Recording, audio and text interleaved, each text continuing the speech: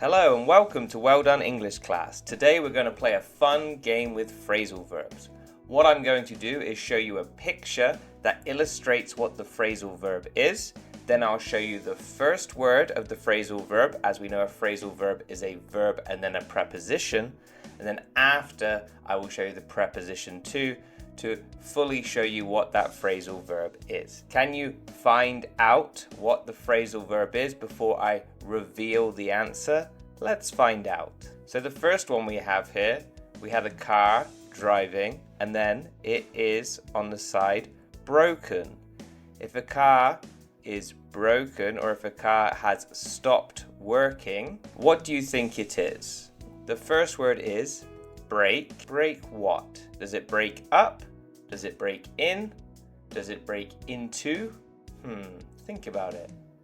It breaks down. Yes, a car breaks down. When a car stops working, or another word, malfunctions, the car breaks down.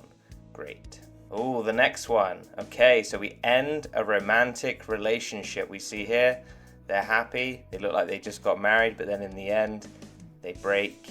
I almost said it naturally, just because we use these phrasal verbs so naturally in our speech that I almost said it just accidentally there.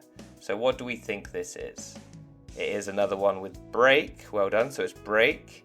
Now what is it? Break down? No, because breakdown was with the car, right? The car broke down. The car broke, right? The car stopped working. Here we break up with somebody. We break up. That's how we end a romantic relationship. To look after a child until it is an adult. What do you think it is? To look after is already a phrasal verb here. That comes later actually. So look after means take care of, right? Another phrasal verb, take care of. You can see how prevalent phrasal verbs are in the English language. It's very hard to even do this class without using different phrasal verbs to explain the phrasal verb we are talking about. So what do you think this is? To look after a child until it is an adult. Let's have a look. Bring down, bring in, bring on. No. To bring, because they're growing up. Another phrasal verb, to grow up. They bring up someone. Yes, the child grows up and I, the parent, will bring them up. I look after them until they are an adult. Okay, this is a really nice one. So to produce something, especially when you're pressured or challenged. So to have like a new idea. Yes, so this is actually three words. They always go together. It's a collocation. Collocation means words that always are seen together. Here it is come. I have an idea.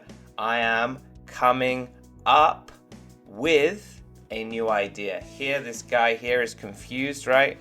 If we look here, how can I get to my friend? Well, I could cut down this tree and put it here to climb across as if it is a bridge to walk across. Probably not the best idea when we think about it because it might roll, he might fall, this looks very dangerous, it's a cliff, but it's a cartoon and it does show you someone coming up with an idea. We normally add idea onto the end of this as well. That's also a collocation. Come up with an idea. Come up with an idea. Goes together. Fantastic. So interrupt someone while they are speaking.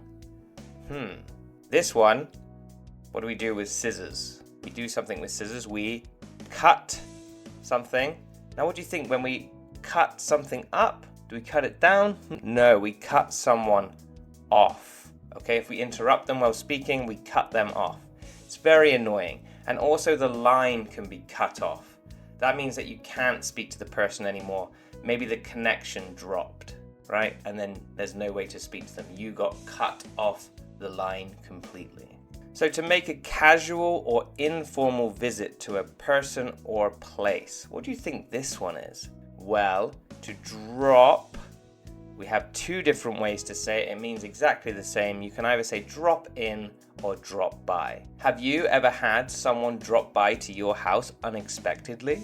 You can write in the comment section below if you've had someone drop by. Maybe you weren't ready. Maybe your house was a mess and someone dropped by without telling you they were coming.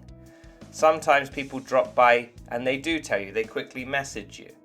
Just yesterday, my friend said his girlfriend was dropping by and he had to clean his house. So it happens very commonly. Something that is casual and informal, and you visit a friend, yes, or you visit a loved one, a relative, and you just pop in and pop out. These are two other phrasal verbs. Pop in, stay for a short period of time.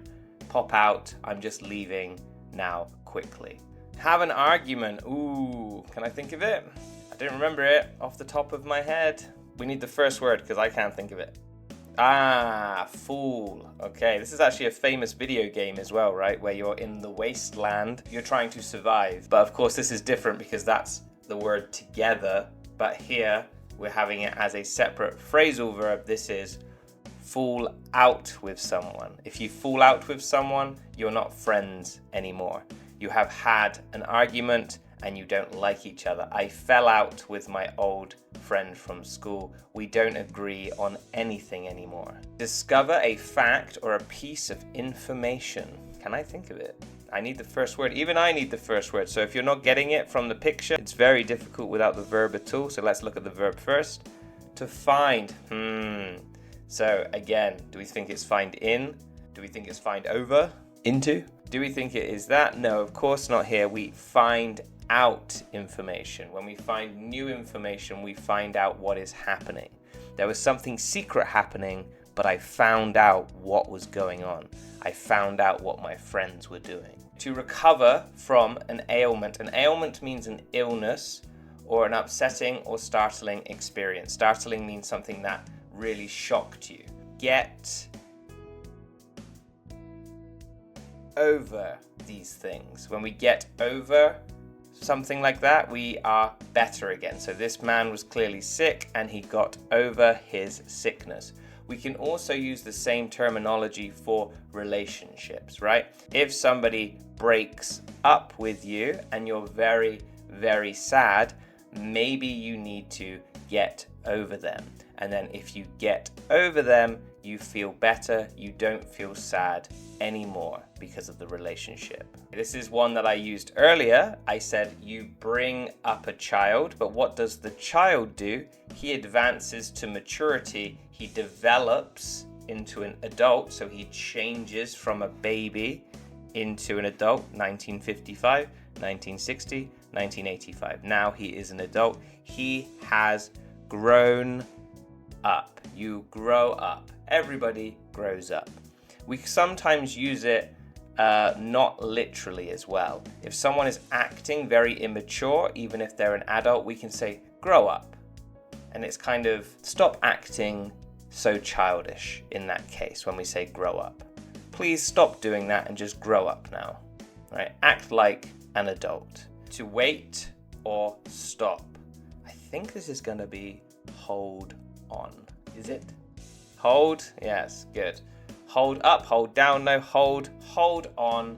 I need to do something, right? Of course, literally, if you're on a fun fair ride, you're riding the roller coaster, you need to hold on tight because it's going to go like this and like that, and you might flip upside down. So we're holding on, right? Literally. But if I am in a situation where I need more time, I can say, hold on a second. Obviously, not literally. You don't expect the person to grab a table or hold on to something literally. You just expect them to wait.